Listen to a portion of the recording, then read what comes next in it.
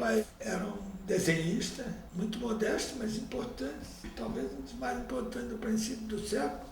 Fez o desenho interior do Palácio Guanabara, o relógio do Teatro Municipal, a Biblioteca Nacional. E fez também uma obra que é tombada, a única obra tombada da família, a Confeitaria Colombo da Rio Branco. A minha infância foi junto dele, metido naqueles monte de livros, né, de arte clássica. Na realidade, eu consegui ser arquiteto, porque o meu irmão queria ser arquiteto.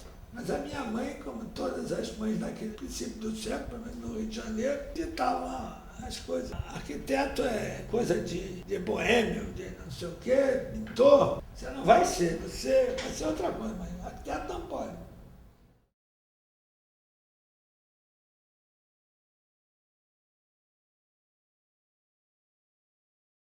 Da Belas Artes, depois Faculdade de Arquitetura, o meu interesse era realmente conviver, né, com Oscar, com aquele pessoal. Trabalhei com o Rides, e depois no patrimônio, né, histórico, com o Zé Souza Arroz, o Alcides da Rocha Miranda, o Lúcio Costa e o Rodrigo, que era o diretor do patrimônio, queria que eu ficasse lá. Mas, na verdade, o meu negócio era diferente, era ação. A gente acreditava no Brasil. Então, cada um pensava em fazer alguma coisa. E até acreditava na nossa profissão. Nós achávamos que o arquiteto era a chave para resolver as coisas no Brasil.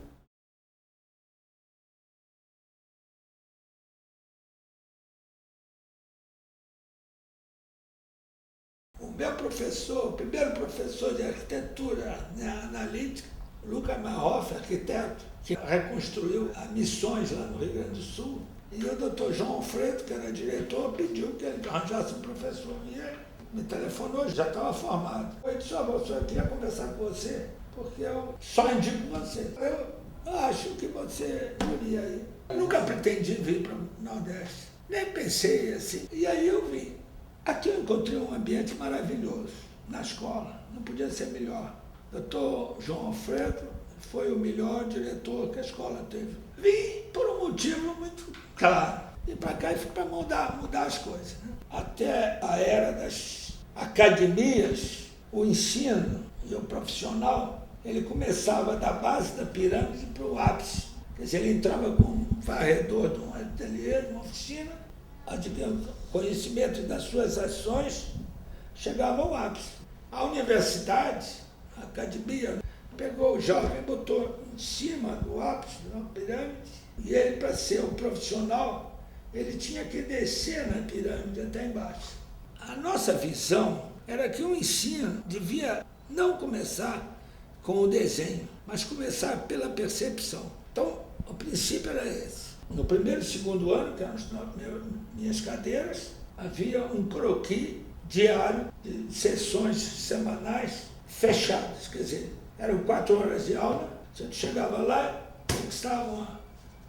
grampeavam um papel manteiga, e eu dava um tema comum e dizia assim, desenha uma casa de esquina com uma árvore. Posso afirmar que a primeira aula ninguém fazia nada. Na realidade, para você produzir, você tem que criar um método, o seu método de trabalho, para como você vai resolver.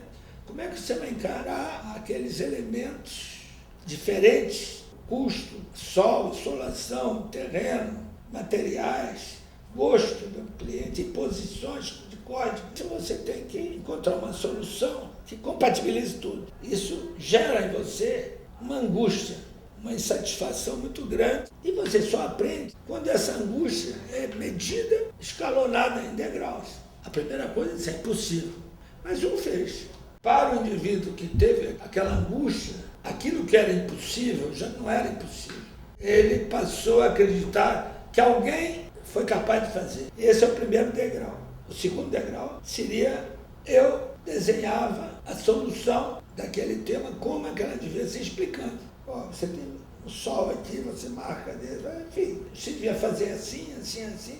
Era um processo de raciocínio para você resolver um problema de arquitetura. É evidente que no princípio é muito primário, mas quando você começa a mostrar isso, no primeira aula pós ao trabalho, a pessoa vai adquirindo já um determinado conhecimento. ainda de uma forma muito simples e despretensiosa, porque não falava em arquitetura, falava em função, construção para um abrigo, porque a arquitetura é um detalhe que só no fim do curso é que você tem. A preocupação das pessoas é querer fazer logo uma forma. Essa forma vai surgir com o conhecimento, com a informação futura, não é no momento. Existem duas formas de composição. Uma é a intuitiva. Você compõe porque você sente que aquilo. Quando você fechou aquele retângulo e criou aquele espaço, você fechou e criou dentro de uma proporção que veio de dentro de você, como na música, quando você compõe uma música, ou quando você prepara um prato que bota os ingredientes e que fica saboroso. Se você conseguir proporcionar ao jovem não só esse conhecimento parcelado, psicoanalítico do processo de construção de uma mente dirigida para a arquitetura ou para a arte, que o Lúcio fala, que é o saber fazer. Quando você faz uma coisa, é você saber antes como você pode construir aquilo, integralmente. O arquiteto tem 5 anos de estudar e mais 20 anos ou 30 anos para chegar a ter um amadurecimento. É isso, eu não posso dizer que é diferente.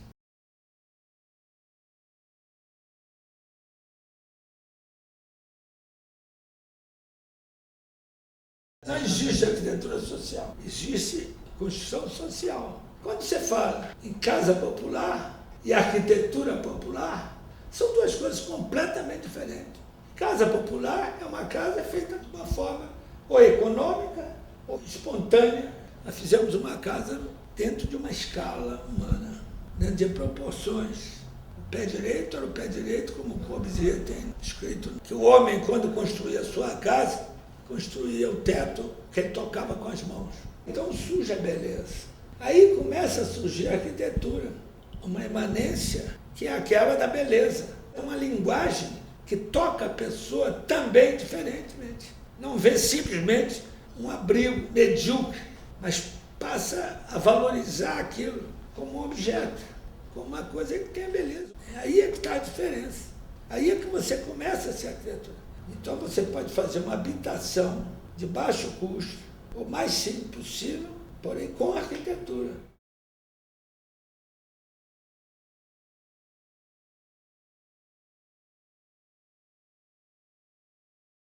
Nós precisamos fazer um movimento de salvar a arquitetura, porque é uma palavra que exprime um determinado tipo de obra que traz, independente da sua razão de ser material, mas traz um valor espiritual, um valor subjetivo, emocional, que marca aquele momento, ou aquela história, aquela existência.